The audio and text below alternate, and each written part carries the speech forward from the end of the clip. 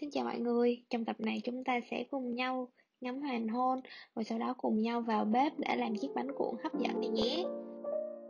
Nếu như các bạn chỉ muốn xem cách làm bánh thì hãy bắt đầu xem từ 3 phút 40 giây nha. Trong tập này, để đi ngắm hoàng hôn thì tụi mình đã đi tới Mama, rồi từ Mama bắt xe bus đến địa điểm tiếp theo. Mọi người có thể thấy là trên xe bus khá là vắng, tụi mình tự chủ động giữ khoảng cách.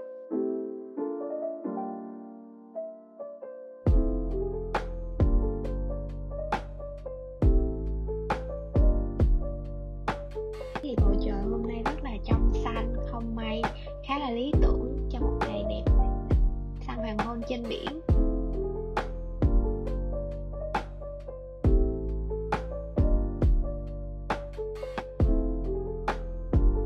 Sau một chuyến dài trên xe bus thì cuối cùng tụi mình cũng đã đến được địa điểm mong muốn. Chuyến đi này thì tụi mình có 3 người là mình nè, chị Nguyên và bạn quay phim là Dương. Sau khi xuống xe bus thì tụi mình phải đi thêm một đoạn nữa thì mới tới được biển. Mình có thể thấy là cái quãng đường từ xe bus đến biển thì trông nó rất là thơ mộng phải không? Nhưng mà xem cách tụi mình đi trong clip thì trông chả giống nàng thơ gì cả, cứ buồn cười thế nào ấy.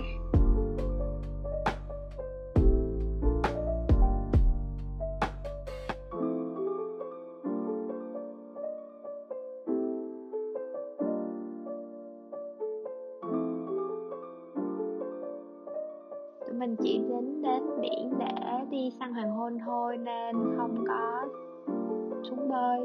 Mình chỉ đi dạo và vui chơi trên biển một chút rồi đi kiếm cái gì đó ăn để chuẩn bị tinh thần ngắm hoàng hôn.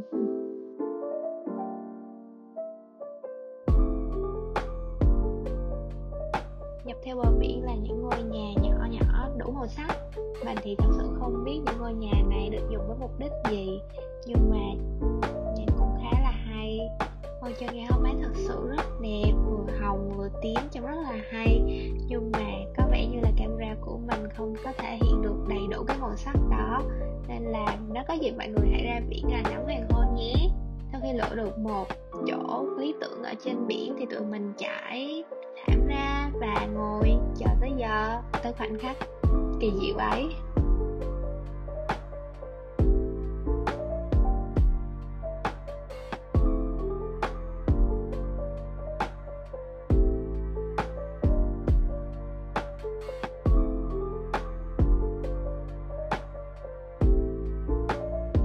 Trên bãi biển với những người bạn thân thiết và ngắm hoàng hôn thì cảm thấy rất là thư thái và bình yên.